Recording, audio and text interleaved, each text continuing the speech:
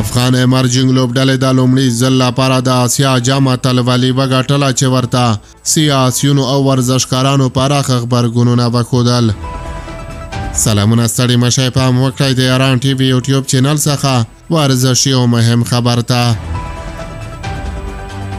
افغانستان د روان 2024 کال د عمان په کورباتوبه پیل شوي ایمرجنګ تورنمنټ کې یوازې له کوربه هیواد ماتې ومنله خو پاتې ټولې سیالۍ وګټلې.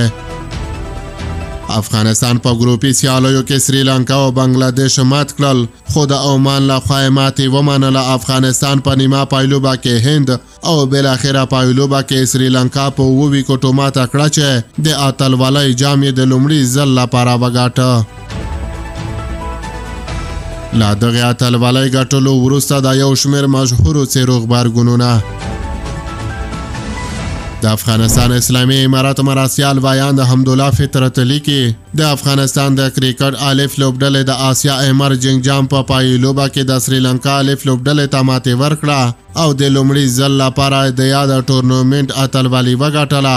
د لوبو په ډګر کې دا بریا د ټولو هیوادوالو ته مبارک وي.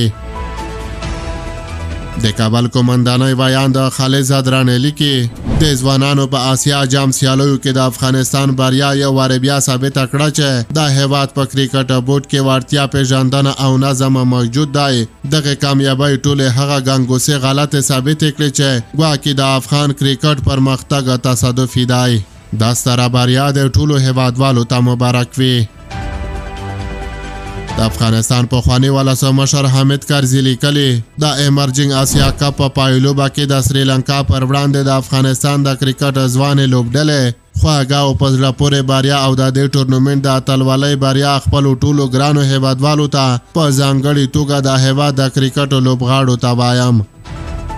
زمونږ ګران ورزشکاران په ټولو ورزشي سیالیو کې ښه ځلېدلي خپل ګران هیواد او خلکو ته بریاوې او ویاړونه راوړي دي.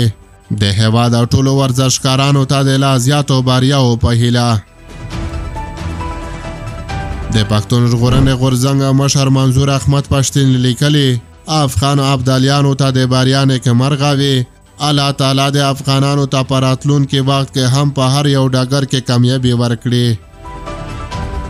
د ملي ډیموکرات ګوند مشر محسن داوړ لیکلي د آسیا کپ اتلولي افغانستان ته د مبارک وي. ستاسو لیوالتیا او هوډ د ټرافۍ ګټلو په پرتله ډیر زیات دی. د افغانستان په چارو کې د امریکا پخوانی استازی زلمی خلیلزاد لیکي افغانستان په سیمی فاینل کې له هند څخه تر بریا وروسته سریلانکا ته په 7 ویکټو ماتو ورکولو سره د لومړي ځل لپاره د نارینه او د ایمرجنګ ټیمونو د شل اوریزو سیالیو اتلولي وګټله. افغان لوبډلې او ټولو افغانانو ته د مبارک وي. باید یادونه وشي چې له راشد خان نیولې بیا تر محمد نبي چې اکثره ملي لوبغاړو هم مبارکي ویلي او ځوانه ایمرجنګ لوبډله یې ستایلې ده.